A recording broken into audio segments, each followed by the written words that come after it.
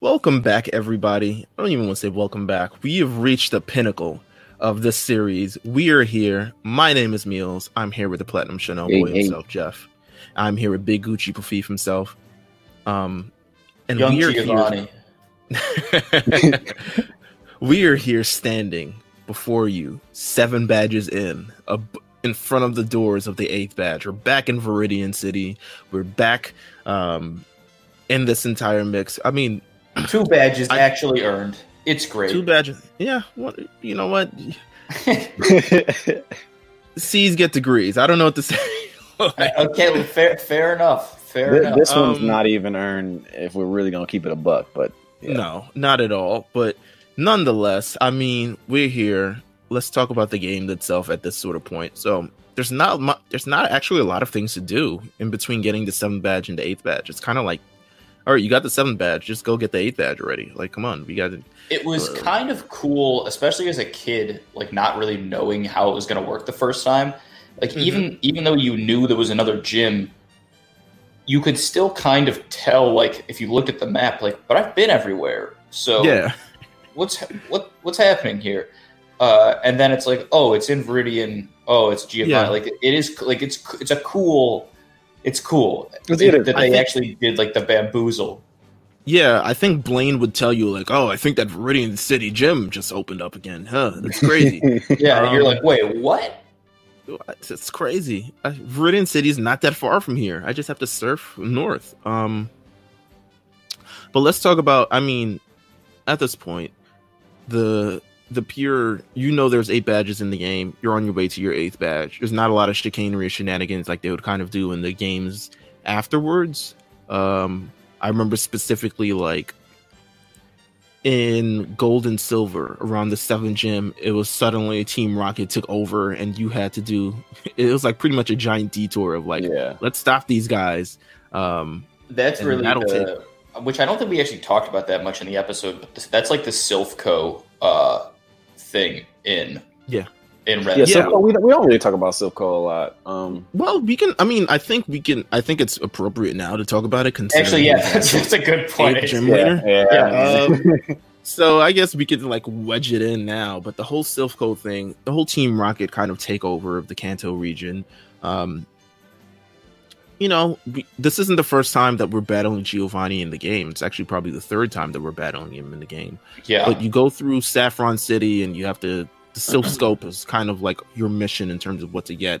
It's like, oh, okay, they're tying the whole game together actually a little bit here. I like it.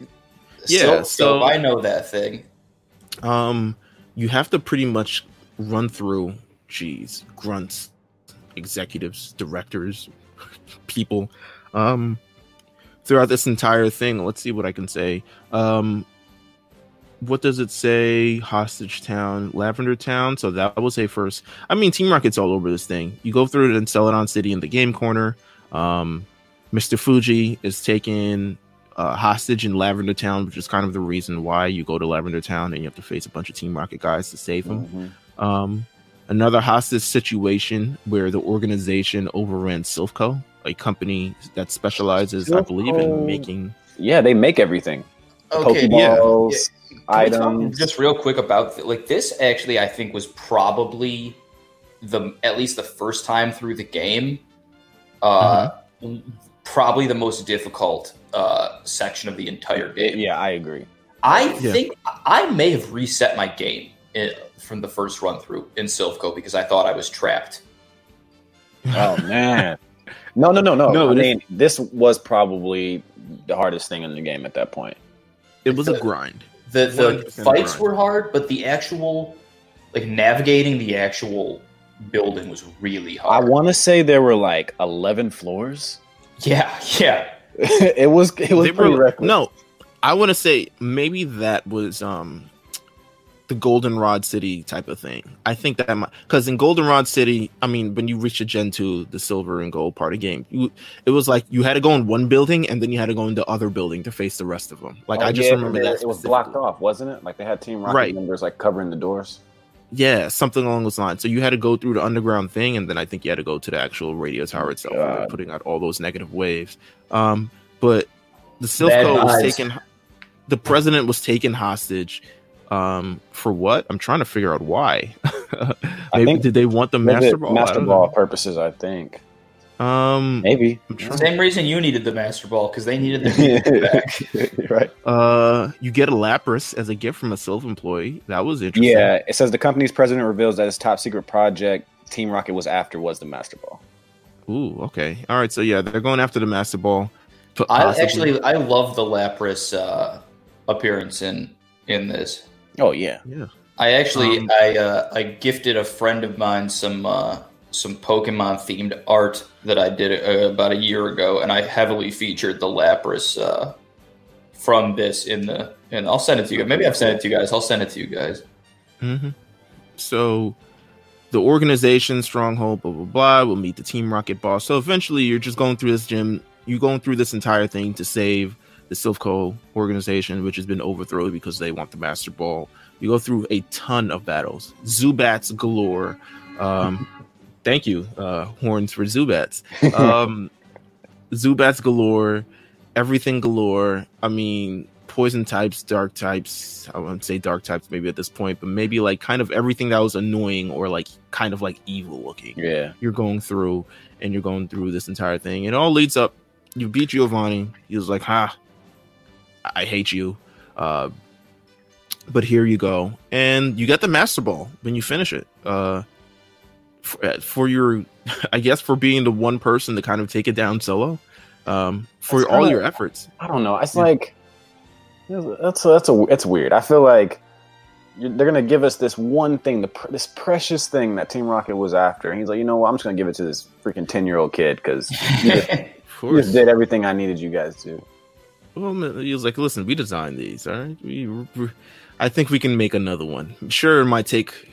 Men have died creating this Master Ball, but we have. I think we have the technology at this point. Did you face? You know what was so weird? Facing all those scientists. I was like, were the scientists part of Silco or Team Rocket scientists? I guess they were rocket scientists, but I agree. It's like they don't really explain. Yeah, right. Not quite clear. It all builds up to this eventual showdown. You get to the 8th gym. You walk inside. You see MFer. This is controlled by Team Rocket again.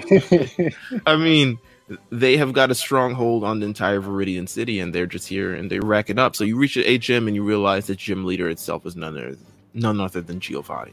Yeah. His front for his criminal enterprise is like the most legitimate organization in the Pokemon universe, the gym thing. And just before we go further, we have to mention that outside of Giovanni, Team Rocket basically has, like, at least in the original game, like more or less a circus gimmick and like circus bandits kind of. But Giovanni is like a classically modeled like Italian mobster from like classic just mobster shit. Like it doesn't make any sense. What an orange suit. I mean, they make sure not to put that in the actual game itself because I think maybe it would make it look less sinister. But in the anime, the orange suit is everything that you remember. The orange suit is awesome. I think he's got like a pinstripe suit in the game. Yeah, orange suit and Persian. That's it. So you face Giovanni. I mean, this wasn't that hard. If you had Surf, watch out for Earthquake. He'll try to do some. He'll try to do some one-hit KOs on you, which they always fail 9 times out of 10. So you didn't have to worry about that. Let's talk about that for a second. For sure. The move, for sure. I would say maybe a feared move. I'm not gonna lie. I've definitely hit for sure at some point in this game, or have gotten hit by Fisher. Everybody has. Yeah, I've been hit by Fisher. At least once, just once. Nonetheless, strongest move in the game. It's a one-hit KO move. Worthy of the 8th gym badge? Yeah, I guess so. But Fisher, I never liked how they kind of the mechanics behind Fisher, because in Generation 1 it says Fisher kind of deals damage equal to the HP, one-hit KO. It says its accuracy is 30%.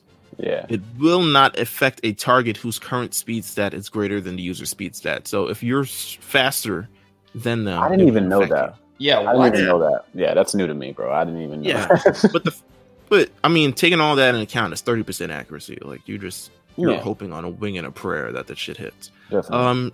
Gen 2, they did an actual formula itself, and it's like, oh, the accuracy has changed. I never liked for sure. I like the ideas of one-hit KOs, like the horn drills and the things like that. But the fact that it was so like, I guess you couldn't use it often, or couldn't even figure out how to use it at all, kind of made it obsolete. If that's the case, like I agree with you because it's like Rhydon had it, right? Yeah. So it's like I'm thinking to myself like, okay, well, if they're doing it based off of speed, you gotta, in that case, you might as well raise the accuracy of it, or it's it's just dead. It's like, okay, so if I'm faster than this Pokemon and I do Fisher, I still only have a 30% chance to hit. So it's really it's super exclusive. Like it's like obsolete for me. I don't know. Yeah. I wanted to use it as much as I could, and then I realized it would fail 90% of the time. So I just avoided using it after a while. But he gives you the TM for Fisher. I mean, only you can use TMs once at this point in the series, so it's like whoever you give it to. I think I gave it to my extremely high level Doug Trio the first time. Well, Doug Trio ends up learning it. Does he? Okay, then that must be what I'm confusing it for. Yeah, Doug Trio ends up learning it. It's I think it's his last move, isn't it? Yeah. It's the signature move of Doug Trio was so good. Yeah, super fast, super relevant. It had Dig. Dig was a big thing in Gen 1, so we'll see how it goes. Let's get to the actual episode itself, because there's a lot of shenanigans in this episode. I think the one shenanigan we can probably skip over is the whole Togepi plot. You sure? Because it gets them in the gym, but it's not like they weren't going to get there anyway. Look, this is how funny. Giovanni really, you can tell he just doesn't give a shit about much. He's sitting there, he's like, look, first of all, you got this Pokemon sitting here that's not even from this region, never seen it before, and he does not care how rare it is. He's just like, what is it? What is this? This is Evolve? What do you like? My man got that call. He was like, I gotta go. Y'all take care of this shit. Listen, Team Rocket, they managed to get Togepi in their hands. It's the most successful thing that they've done. They present it to the boss. This is further than they've reached in these. God, I know how many episodes at this point. It's the furthest they've reached. Period. Is this delivering considered season 2? Yes, it's considered season 2. Okay. It's weird. It's very weird. I saw that. I was watching. I was like, season 2. It's weird. They present Togepi to Giovanni. He's like, "What is this? Like, get the hell out of here! Like, I don't know what to do with this." And that's literally how he took it. He's like, he's staring at it like, "I don't know why you guys brought me this. I have a freaking Mewtwo in my room." Okay. Yeah, Giovanni has bigger. So let's get to the relevant parts of this. I didn't think the Togepi part was relevant. I mean, there's that one part, but to me, the whole plot, I'm just like, why are we adding this to the episode? Let's get to the. I do appreciate how long they teased the Togepi thing. Like, just for so long, like they had this Pokemon from the Gold and Silver world for so long before they revealed basically anything else about that. I think that's cool. That. Yeah, I do respect that. Same with the Ho-Oh stuff. Ash seeing this Pokemon that we had no idea what it was very early, and we just were like, oh, okay. Like, first episode, and then we don't see it again for 2 years. Yeah. Let's see. I'm trying to figure out where this episode actually lies between this premiering on TV and the actual premiere of the movie. Because this episode, and I think it was right on. I'm pretty sure it was right on. This episode and the movie itself were kind of, and I think there's another episode too, kind of played hand in hand. It's like a teaser. Yeah, it was the one thing. It's like, oh, it's canon. Oh, it's not. Oh, it is. But it's not. I'm trying to figure out when it premiered in America. Let's see. 2018. No. Release date Japan 1998. Damn, they had this movie. Listen, but I'm always discovering that Japan had things like 40 years before us. Dude, yeah, they really Pokemon first movie. Come on, just show the Wikipedia. Wikipedia is not doing any justice. Let me head to Bulbapedia. I'll look at some anime stuff that I thought came out in 2005, and it'll be like original release date 1982. Yeah, the Pokemon movie came out November 10th, 1999. November 10th, 1999. All right, so boom. This episode premieres in September of 1999. So it's kind of like it plays a little bit hand in hand. You get to see like, oh, it's a movie. But at this point, as a kid, if you're a kid, obviously, like, yo, this fucking Mewtwo movie's coming out. And they're talking about Mewtwo in the anime. Oh, shit. He's got armor on. Yeah, it's the greatest thing ever. And it eventually leads to whatever happens in the movie, kind of, sort of, maybe, kind of. But you get to eventually the start of the episode and you're introduced to Gary. Gary, epic moment right here. Memeable moment. 10 badges already. 10 badge Gary. What's up, homie? Mind you, you see me. The most understated thing about this, he's on his way to get his 11th badge. Yeah. What's up? Like, I gotta get one more. This is nothing. He's like, listen, I'm just here to challenge this leader because I heard he was back in town. I think Blaine told me. I heard he was back in town, so I'm here to see the gym leader. Completely skips Ash in this entire thing. It's like, yo, pulls up with the convertible. I got an appointment to make, an ass-kicking appointment. He got like 5-6 chicks with him. Yeah, of course. Convertible. It's a beautiful day out. He's out here to, just main people. He walks up to the gym with the Trojan. Man, I don't even understand. It's actually like what Pat said. It's like he's this Italian mobster type guy, but everybody else around him does not hold this same stigma. It's so strange, dude. It's like he's got like freaking Trojan warriors dressed like Trojans. I don't understand. Like how'd you hire these guys? Straight from Thermopylae, baby. It is not the motif of the gym at all. In fact, the gym is probably the most normal looking gym inside that you'll ever see. It's like regular kind of maze like. It's like a warehouse that they just renovated. Because Giovanni's at the gym. He's like, yo, I don't got time for upkeep. Just put a platform for me, put a platform for the other guy, draw platform for Persian. Yeah. Oh yeah, Persian on the floor. Life. And let's get out of here. But we start off, Gary versus Giovanni. What an interesting part. It's the gym battle we never thought we'd see. We've never seen any of Gary's gym battles at this point. Yeah. But you see Gary. I'm sure they were awesome. I'm sure they were amazing. Do you think we missed out? Like, we missed out on some epic? We definitely did. The true story lies in Gary's journey. Gary was making boomer gym leaders cry. Right. He had a car. He was evolving his Pokemon. Oh my god. A true Venonat versus Nidoking battle of the ages.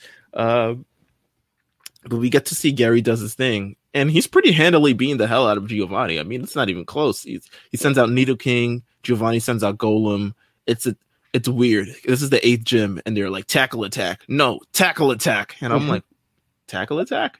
Yeah. What? Also, them saying attack after this stuff is so stupid. I know. They had to move on from that shit. The fact that they're at the 8th gym, or the one of the hardest gyms, and they're still using tackle attack, but eventually, I guess Nidoking's tackle attack outweighed Golem's tackle attack, and he manages to defeat Golem pretty handedly. It's like, I'm sorry. I'm just going through like some of the things. No, go ahead. That Gary has had, like his. He had a Golem, a Sizer, a Magmar, a Nidoqueen, a Dugtrio, an Arcanine, Nidoking.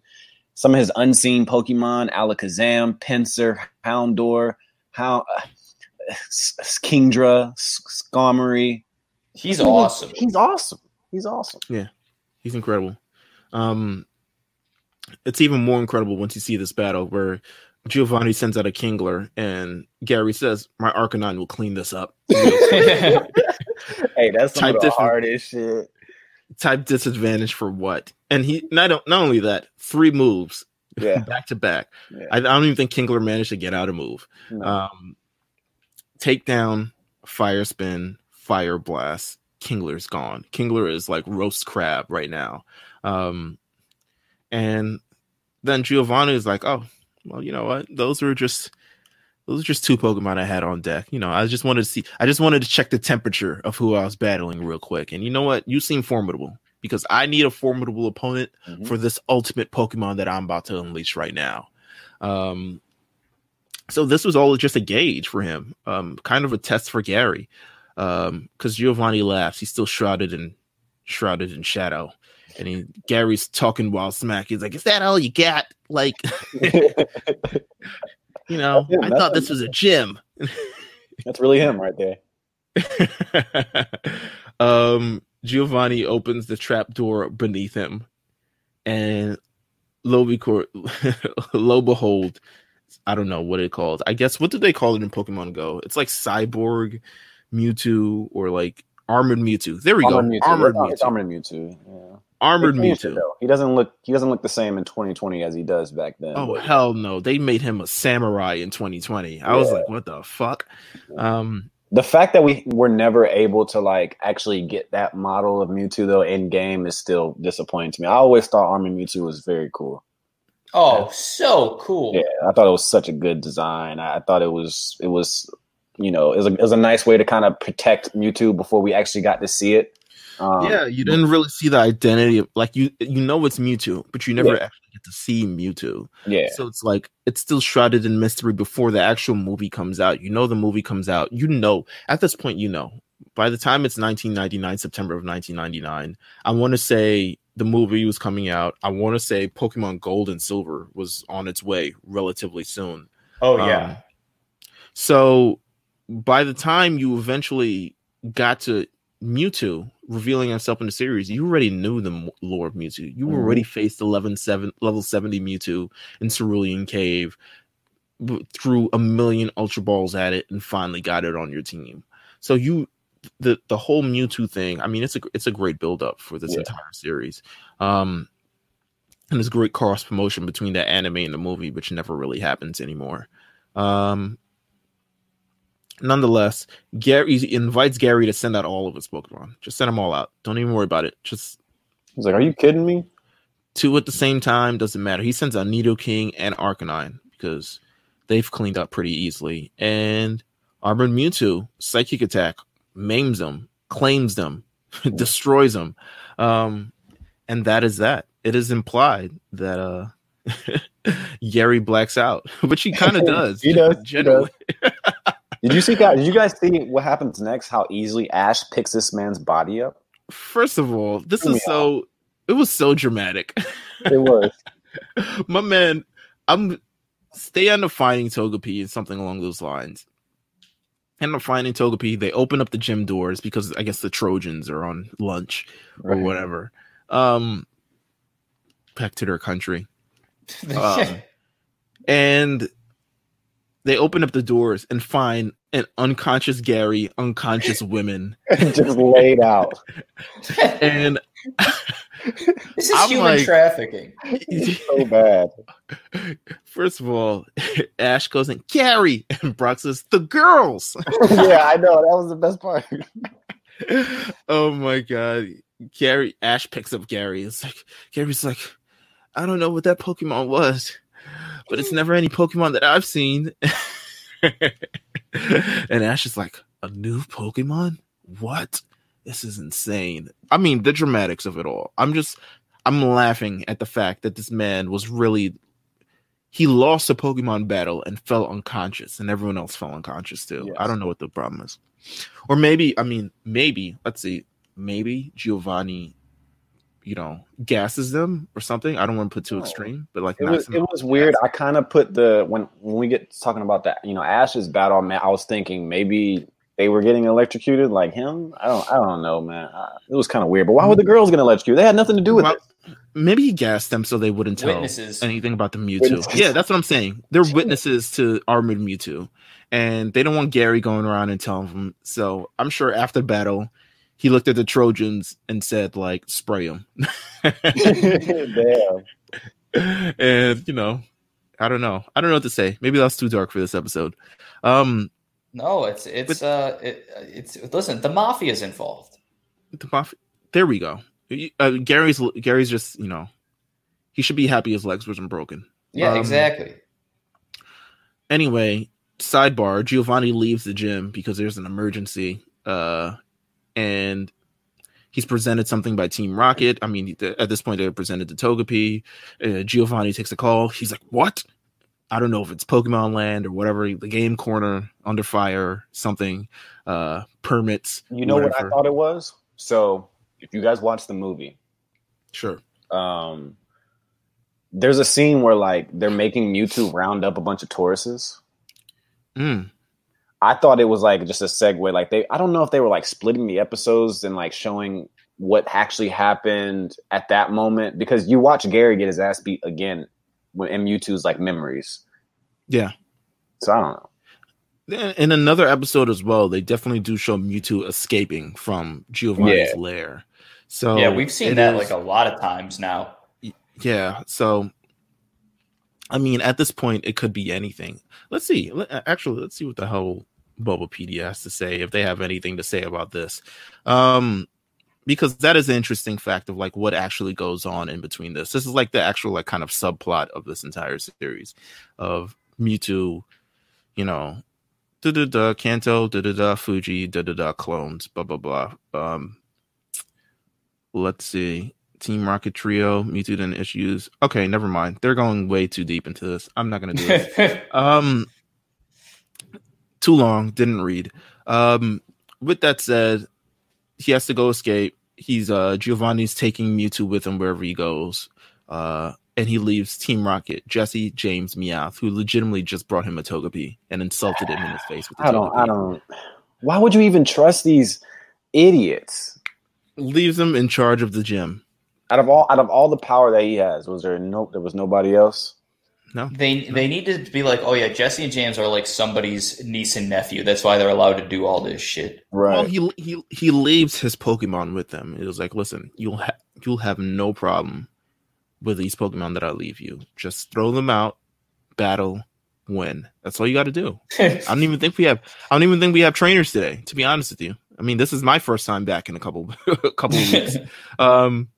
So, you know, it is what it is. Just make sure the Trojans get their names as you walk in. Ash finds Gary unconscious, hints that no one will ever beat the Pokemon. Then we get the actual unveiling that Team Rocket is the leaders of the gym, and it's the 8 gym badge. It is a schmaz battle. The schmozziest of all battles, I would probably say, in this. But I think the music gets you in the fighting spirit. I think I'm going to give the music that is underlaid between this Team Rocket and Ash battle a lot of credit for making you very excited. Also, it's the 8th gym badge, so it's like you're excited nonetheless. He's about to sing the league. Jessie sends out at the same time Machamp, Kingler, and Rhydon. Foul. Loved it. And it's clear like there's no specific type for this gym. It's just strong Pokemon. It's just like if you've got muscles, it's kind of badass. Yeah, no, I've always thought of that too, right? Like, why are we doing? I know like types. You want to get people to type effectiveness. It's a big part of the game. Why are we worrying about types still? Let's make gyms based on strong Pokemon, fast Pokemon. Yeah, just like come up with straight up gimmicks. Like I'm actually, it would be great if they weren't typed. Go up against a rain dance team. This gym leader has a rain dance. So that's really what they need to like, or this gym has nothing but hidden abilities on their Pokemon. That would be incredible. That's what I've always thought. I mean, that's types. Yeah, the typing, we know the typing, and you've only got 16 of them, so you've shuffled them around enough. Ash sends out Squirtle against this Machamp. Oh God! Nothing's changed. Nothing's changed. Nothing's whooping his ass. Like one of his hands, like one of his arms. Oh my God! Chopping it, karate chop, future, like just like crazy. And apparently, in this gym, if your Pokemon sustains any damage, you also sustain damage because electric shock will be sent through your body. I was like, whoa, this is insane. This is some like Shadow Realm shit. Anyway, Squirtle isn't able to cut it. Ash sends out Bulbasaur. Jessie sends out Kingler. Should be I mean, should be a thing. But Kingler uses Bubble, which like I guess grazes things, but then Ash gets shocked again. So Ash is like, you know what? Fuck it. Pidgeotto against Rhydon. Crazy. It works. Double edge. Double edge. I was like, well, first of all, when I saw Double Edge, I popped. I did. I know when I was a kid, I popped. Yeah, it was a cool thing to see. I was popped. I was like, oh, you got Double Edge. Word. Come on, Pidgeotto. You just a Pidgeotto. You're not supposed to be doing any damage like that. Team Rocket mistakenly booby traps their own side. Classic. Which is classic. Just it is one of my favorite parts. Meowth is about to say like, F this battle. You know, I'm gonna push the buttons and explode everything. Gary comes and tackles Meowth. Tackles him. It's like, not this time. Whoa! And they get a little, you know, a human attacking a Pokemon. This is like the Friday Night Lights episode where the opposing team's coach tackles the quarterback. And then pretty much Jessie, James, they screw the rules. We have money. Sends out Arbok and Weezing. To which Ash is like, oh, we out of rules now? Sends out Pikachu. Also, like, I recognize these fucking clowns. Pikachu, the true muscle of the group. They gave him like the good angle too, like the angle from the bottom where he like steps in the frame and he's like, I got these. Hero shot. I got Vulcan Skull. This is reckless. Oh my god. Weezing and Arbok are immediately just like, you know, flung. Giovanni's Pokemon run away. Out of pure terror, it was like, yo, I'm going back to my fish tank or whatever the hell it is, my cage or wherever the hell he had me trapped in. In the zoo. Gary is impressed how, despite no rules, Ash could still win this battle. It's like it's one of those. That's literally how he wins every battle. Yeah. Maybe it's like some real heart of the card shit, you know. Yes, maybe yes. Ash, it really is. Maybe Ash is a good trainer. Nah. He's not. Togepi hits the double explosions, which sends Team Rocket flying. The badge coincidentally lands in Ash's hands as they're falling from the sky. And thus Ash earns his 8th badge, the Earth badge, just falling out the sky. But also, the gym is exploding. So again, another exploding gym. Time to run out. I'm sure Brock is like, the girls. My favorite part, the ending part, dramatic music. The gym is sinking into the ground. Mm-hmm. This is actually totally badass. Yeah, this is pretty It's legitimately sinking like it was a Titanic into the ground. It's like, oh, well, there you go. And this is going to sound like a ridiculous thing to say. This is going to be one of the more ridiculous things I've said on this podcast. But okay, I actually am a big fan of, in fiction, like buildings sinking into the ground. It's very dramatic. It happens in like just a few random things that have like nothing to do with each other. But the list of things is cool. And I if you want to hear, we'll talk more about this. Just DM me. Buildings structurally collapse. Sink is a completely different story. Yeah, exactly. With that said, Ash has got his 8th badge. We have got our 8th badge. That means the Pokemon League is up next in our type of thing. So, I mean, we've got 8 badges. This is it. This is what we came here for. We've gone through the 8, you know. Yeah. We've gone through the 8 gyms. We've done all the other stuff like that. We've managed to win all this other stuff. Wow, they're doing major construction outside. Hopefully that's the gym falling down. Yeah. Ash eventually returns to this gym.